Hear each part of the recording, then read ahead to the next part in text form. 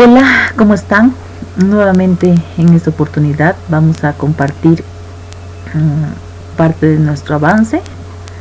Antes de todo vamos a dar gracias a Dios por este tiempo.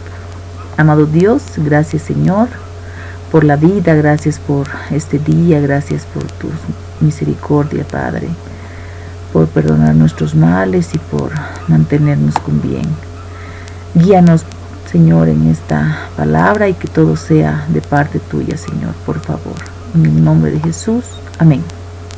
Bien, vamos a seguir con la segunda parte de esta lección. Pero ahora vamos a ver un poco del mundo en la época de Jesús, ¿sí? Regían en la época de Jesús tres culturas, se podría decir, ¿sí? Se tenía el poderío de los romanos, la cultura de los griegos y la religión de los judíos, ¿sí? Grecia, después de la batalla con Persia, y tener una estrategia tan maravillosa de sobrevivencia, de preservar su cultura, se ha difundido por todo el mundo. Y no, en este caso, también ha llegado al pueblo judío, su influencia, su cultura, ¿sí? Sin embargo, el pueblo judío siempre ha sido constante en su religión y en su fe en Dios. Bien, los romanos eran una potencia militar, por lo que estaban a cargo de muchas poblaciones judías y de otros países, porque se han proliferado de manera muy autoritaria, desde mi punto de vista. Sin embargo, hay una mezcla de todo esto en lo que es las escrituras, y por eso es que se ve este tipo de situaciones. Bien, vamos a hablar un poquito de lo que dice la Biblia sobre el poderío romano para corroborar con la palabra de Dios de que realmente estaban bajo el yugo de estos señores. En Lucas 2:1-3 dice, por ejemplo: aconteció en aquellos días que se promulgó un edicto de parte de Augusto César, que todo el mundo fuese empadronado, que era como el censo, ¿no? Este primer censo se hizo siendo Cirenio gobernador de Siria, e iban todos para ser empadronados, cada uno a su ciudad. Esa era la época en la que Jesús iba a nacer, por eso es que ellos tuvieron que ir hasta Belén. A los emperadores romanos se les denominaba también reyes. Por eso es que primero la de Pedro 2:17 dice: honrad a todos, amad a los hermanos, temed a Dios y honrad al rey. Es las buenas enseñanzas que Jesús dejó, ¿no? Cuando el Nuevo Testamento fue escrito, el Imperio Romano regía desde el extremo occidental del mar Mediterráneo hasta el río Éufrates, cercano al oriente. O sea, tenían amplio territorio, de win a win más o menos era todo lo que ellos dominaban, y se dividía el territorio en provincias como Macedonia, Acaya, Siria, Asia, Galacia y Panfilia, ¿no? Es para que más o menos tengamos referencia de la historia. A la cultura griega se denominaba también helenista. Los griegos tenían la idea de un idioma y un solo mundo. O sea, ellos querían dominar el mundo, su idioma esté en todos y ellos sean parte del mundo, o sea, que fuera Grecia, todo, ¿no? Y esa era su misión. De cierta forma, en la mentalidad, si bien no se llama Grecia todo el mundo, en la mentalidad de la gente y su influencia ha ido llegando a todas partes del mundo, inclusive América, ¿no?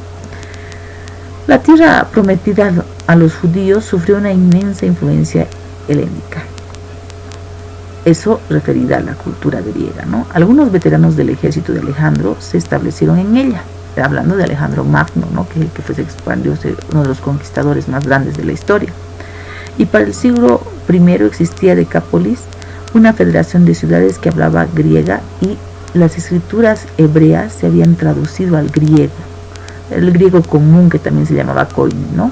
Fue el idioma internacional que contribuyó a la difusión de las enseñanzas cristianas. Con el idioma griego es que se tradució parte de la Biblia, y posteriormente de este idioma recién a los demás lenguajes, ¿no? Ahora, la religión judía.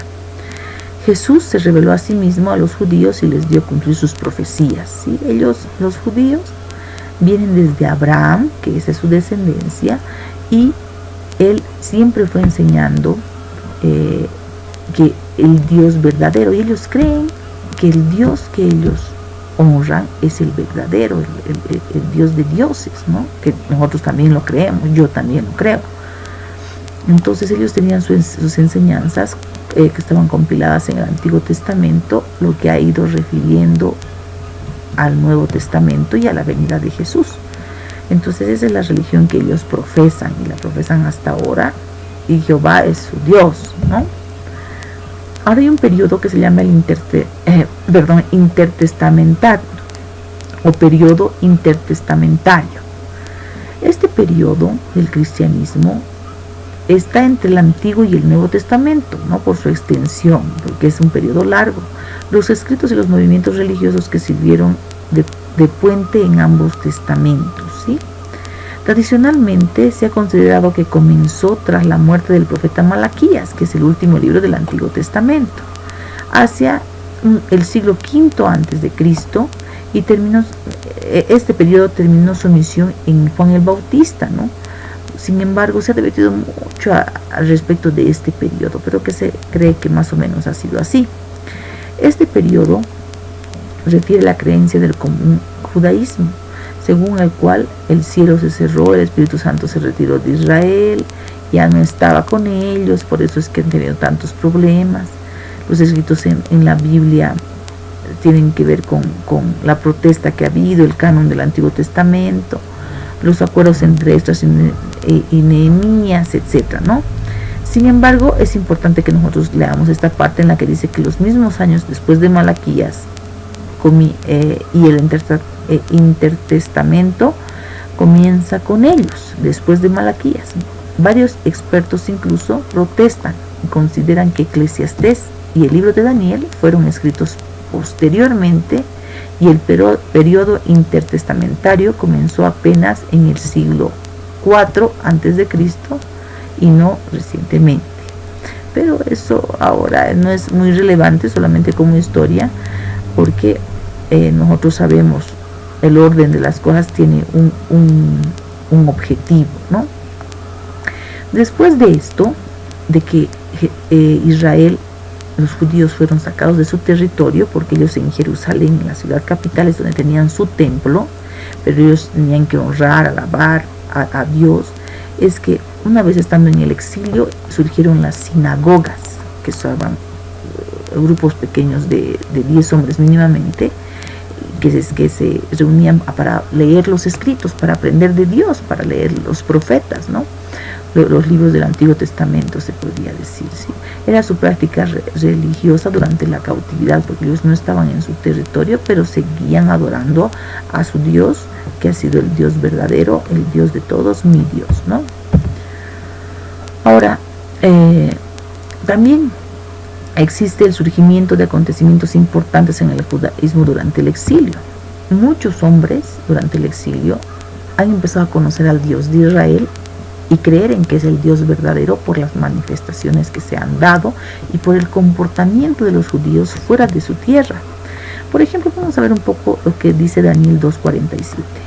Dice: el rey habló a Daniel y dijo: ciertamente el Dios vuestro es Dios de dioses y Señor de los reyes, y el que revela los misterios, pues pudiste revelar este misterio. Esto refiere a la vez en que Daniel interpretaba, porque era un profeta muy ungido de Dios, al rey donde estaba el exiliado, ¿no? Tenía justamente a sus amigos con los que han estado en el horno de fuego, Daniel en el foso de leones, y al ver el respaldo que tenía Daniel de Dios, es que sus gobernantes creyeron en el Dios de Israel, ¿sí? Esa es la época en la que los judíos estaban dispersos, ¿no? A lo que a esta práctica se llama diáspora, ¿sí? También viene lo que es la Septuaginta, ¿no? A donde quiera que iban los judíos, llevaban sus copias de sus escrituras y las enseñaban en las sinagogas. A esto se refiere esto. Ellos siempre se reunían y leían los profetas, la ley, ¿no? Desde Moisés, que ellos ya la tenían y la practicaban, no era parte de su práctica. Ahora vamos a hablar de un poco de los grupos, ¿no? Dentro de los grupos sociales tenían muchos nombres y grupos, ¿no? Por ejemplo, tenemos los fariseos. Los fariseos significa separados, ¿no? Se considera que ellos que honraban al verdadero Dios, obviamente seguían prácticas estrictamente de la ley, las tradiciones de los ancianos, aceptaban los escritos proféticos, los que habían escrito los profetas del Antiguo Testamento, creían en la existencia de los ángeles, los espíritus, creían en la resurrección de los muertos, daban sus diezmos, cumplían la ley. Y Pablo en realidad era Saulo de Tarso, ¿no? El que era fariseo, pertenecía a este tipo de grupos, ¿sí? Eran grupos selectos. Sin embargo, los saduceos eran un grupo más selecto todavía, ¿sí? Sin embargo, ellos tenían algunas diferencias con lo que eran los fariseos. Por ejemplo, ellos no creían en los ángeles, ni en los espíritus, ni en la resurrección de los muertos. Se inclinaban más a la influencia helenista, la que tenían los griegos, más dioses, etc. Y estaban más interesados en el sacerdocio, el templo y el poder político. Eran prácticamente políticos y querían estar en la cúspide del manejo de las leyes, ¿sí? ¿A qué se refiere lo que es el concilio gobernante o Sanedrín? Un Sanedrín era un grupo de personas de aproximadamente 70 miembros que formaban parte de un concilio y que contaban con un sumo sacerdote a la cabeza, que era el que lideraba este concilio, o llamado también Sanedrín, y en la mayoría estos sacerdotes eran de familias ricas, pudientes económicamente. También parte del Sanedrín formaban algunos fariseos, pero eran saduceos en su mayoría, puesto predominaba en este círculo, ¿no? Denominado Sanedrín o el concilio gobernante, ¿sí? El templo, ¿qué es el templo? Pues el templo para los judíos era sagrado, ¿sí? Durante el tiempo del ministerio de Jesús había un templo magnífico en Jerusalén. El templo de Herodes se denominaba porque Herodes era el grande, lo había reconstruido, ¿no? El templo de Salomón, como nosotros sabemos, que el segundo templo, fue edificado con lujos. La Biblia lo relata exactamente lo que tenía, era un templo maravilloso, pero fue destruido por los babilónicos, ¿no? 587 años aproximadamente antes de Cristo. Y este segundo templo fue reconstruido, ¿no? Cuando volvieron del exilio a Jerusalén, durante el tiempo de Esdras y Nehemías. El templo fue profanado, igual todo destruido por Antíoco IV, ¿no? Que aproximadamente estaba destruido parcialmente, y ese fue el que Herodes reconstruyó prácticamente. Ahora, eso refiere al templo de Israel, donde Israel honraba a Dios, hacía sacrificios, y el templo estaba dividido, ¿no? En el atrio, como sabemos que tenía el tabernáculo Moisés, los israelitas en el desierto, ¿no? El atrio, el lugar santo y el lugar santísimo. El templo estaba dividido de igual forma. Los judíos tienen varias fiestas, son 7 fiestas aproximadamente que ellos celebran en el año. Sin embargo, vamos a ver un poquito de lo que era la Pascua y el Pentecostés, que eran 2 fiestas que ellos celebraban. Por ejemplo, la fiesta de la Pascua era muy importante, en realidad era una de las más importantes fiestas, si no era la más importante, que celebraba en Jerusalén. Jerusalén, la capital reconocida por los judíos, ¿no? Esa es su capital. Y se refiere a la liberación de los judíos. O sea, la Pascua habla de la liberación de los judíos de los egipcios, cuando ellos estaban sometidos en el pueblo judío. Pues la liberación refiere a la Pascua, y por eso la celebran, que es como el 6 de agosto para nosotros. Celebramos nuestra independencia, no que la que celebran ellos su independencia. Después de esta fiesta de las Pascuas, 50 días después exactamente, viene lo que es la fiesta de Pentecostés. Para ellos también es muy importante, sobre todo en el tiempo del Nuevo Testamento, durante el periodo intertestamentario, pues se comenzó a celebrar esta fiesta, que se celebra como la entrega de la ley a Moisés. O sea, después de la Pascua, que salió de Egipto, 50 días después es como celebrar que Moisés subió al monte, le entregó las tablas de la ley Dios, y ese es el momento en el que el pueblo se empieza a tener un orden, ¿no? Una disciplina, unas leyes, y la fiesta del Pentecostés refiere a la entrega de la ley a Moisés de parte de Dios. Eso es lo que celebran, ¿sí? Ahora vamos a hablar un poquito referido a lo que es el contenido de los libros del Nuevo Testamento. ¿Sí? Referido a los libros históricos, sin embargo aquí están 4 evangelios, ¿no? Los 4 evangelios son Mateo, Marcos, Lucas y Juan. Y el libro que refiere a la historia, más bien, que aquí tengo un pequeño desfase, es los Hechos. Después tenemos libros también doctrinales, ¿no? Que son Romanos, 1 y 2 de Corintios, Gálatas, Efesios, Filipenses, Colosenses, 1 y 2 de Tesalonicenses, Hebreos, Santiago, 1 y 2 de Pedro, Judas y 1 de Juan. Y los libros personales o las cartas, se podría decir, aquí existen diferentes nombres para manejar esto, es 1 y 2 de Timoteo, Tito, Filemón y 2 y 3 de Juan, que escribían a los líderes de las iglesias, ¿no? Escribía a los que estaban a cargo de las congregaciones. Y el libro profético escrito por Juan, que es el Apocalipsis, ¿sí? Más o menos tenemos aquí un cuadrito que refiere un poquito de lo que son los 4 evangelios, quiénes han sido los autores, los libros a qué refiere, ¿no? Para que ustedes lo puedan observar. Por ejemplo, aquí dice el autor del libro de Mateo fue Mateo. El autor del libro de Juan, por ejemplo, fue Juan. Cada uno casi refiere su nombre, ¿no? A diferencia de los libros de Pablo. Los libros de Pablo, que era Saulo de Tarso y tuvo un encuentro con Jesús, se le cambió el nombre a Pablo, un hombre muy preparado. Él escribió Romanos, 1 y 2 de Corintios, Gálatas, Efesios, Filipenses, Colosenses, 1 y 2 de Tesalonicenses, 1 y 2 de Timoteo, Tito y Filemón. Y Hebreos, que se cree que escribió Pablo, pero que es un libro dirigido al pueblo judío, a los hebreos. Sin embargo, no se tiene certeza del autor del libro, ¿no? Aquí, por ejemplo, también hemos puesto un cuadrito que hace referencia al autor, a los escritos de ese autor, los capítulos que tiene cada libro, la ocupación del autor del libro y qué nacionalidad tenía. Si ustedes pueden ver acá, hay los autores son variados, ¿no? Su nacionalidad.